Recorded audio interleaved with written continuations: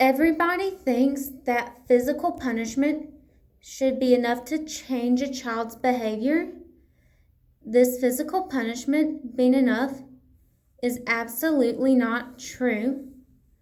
Dr. Marcela Ziquinau, a professor at Santa Catarina State University, stated in a 2020 article that a physical punishment is associated with greater activation, fearful response in the brain.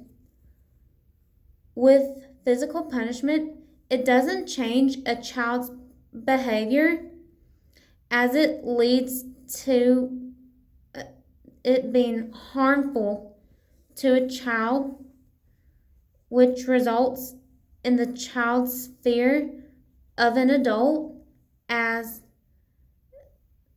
they correct the kid's behavior in a normal way.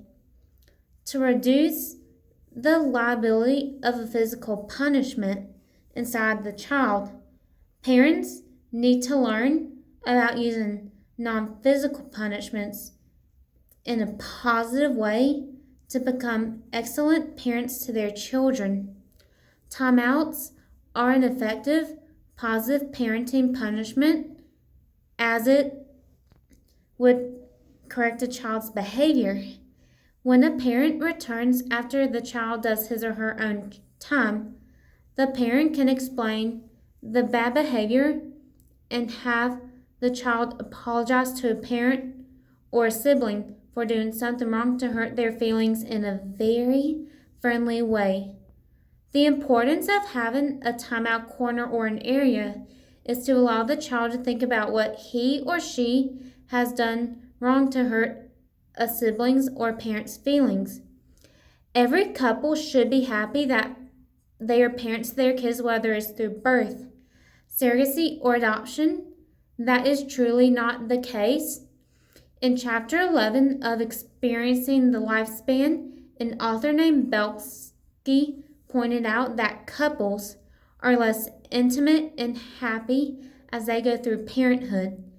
This parenthood phase requires parental responsibilities for their children, such as infant feedings, changing, making sure that kids get their homework assignments finished, taking the kids to school, sharing duties to make sure that the children are where they need to be, whether it is at school, daycare, after school program, or their extracurricular activities on time.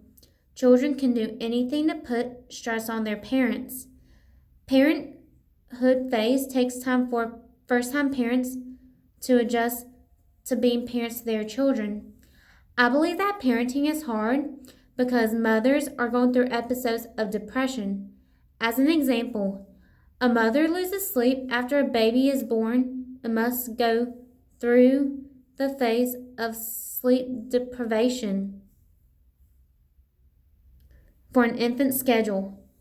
As couples become parents, they lose their identity due to transitioning into parenthood. The importance of parenthood is that children are family and the parent needs to have availability for their children depending on their work schedules or their or time to pick up the kids. Older people would be successful in aging if they are physically healthy.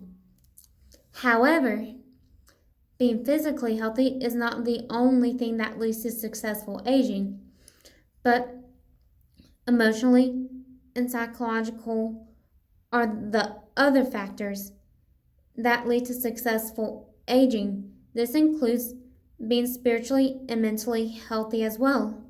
Having a support system and interacting with other people in the community or at your church lead to successful aging. Natalie Ebner, a professor at University of Florida, stated in a 2015 article that hormones start to change psychologically and socio-emotionally as a person gets older. An example of good mentality is arriving to church work, doctor appointments, and school on time.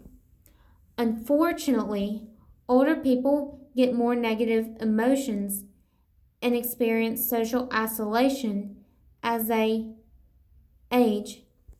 The importance of being successful in aging is to be well physically, spiritually, emotionally, psychologically, and mentally. Every person waits until they're in their 80s and above to die from their mental health issues, which is exactly not the case.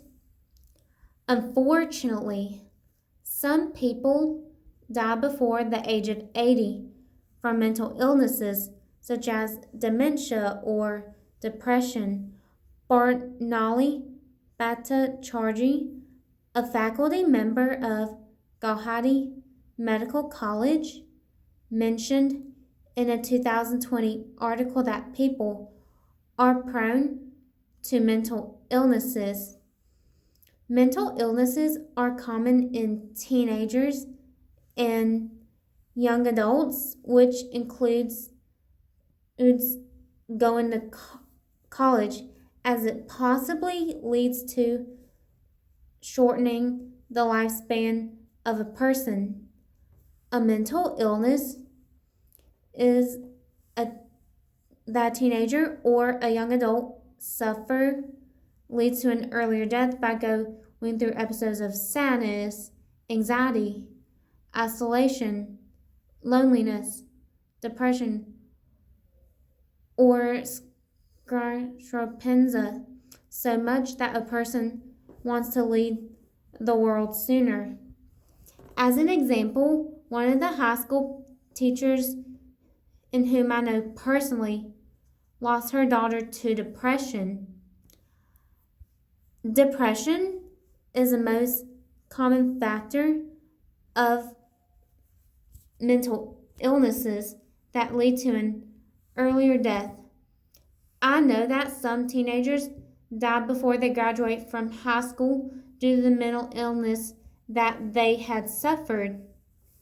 The importance of finding a counselor or a psychiatrist is to seek assistance on how to reduce the symptoms of a mental illness within a patient or a student. For some reason, I believe that children should have the ability to develop normally, regardless of their genetics. That is absolutely not true for most people. In today's world, there are a number of genetic factors that lead to a diagnosis of disability. When a kid is diagnosed with a disability, a parent must go through genetic testing. Sharina Reyes, a professor at University of Maryland, stated in a 2020 article that children with developmental disabilities have trouble with transition issues including post-secondary education, employment, guardianship, social inclusion, behavioral management, living skills, and acquisition of functional self-care skills. When it's in the genetics, you must undergo a psych eval to test an individual within the genetics for a diagnosis of a developmental disability. A parent would contact a doctor for referral to a psychiatrist. As soon as a parent notices delays in his or her children, for example, if a dad has autism, then a kid would test either positive or negative for a developmental delay.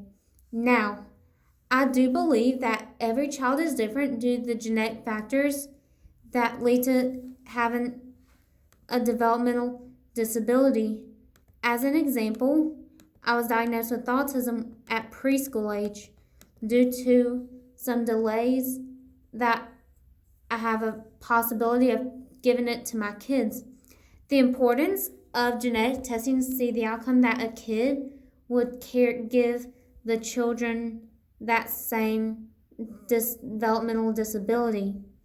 In summary, I felt I used my own knowledge to express my beliefs, but I had to use research to find the truth, and that has helped me change my beliefs according to either the book or some research. I'll apply this to my future learning, career, and life goals by reviewing the stuff that I'd used for my previous courses and taking courses related to my topics with my own experiences to help me become successful in my studying.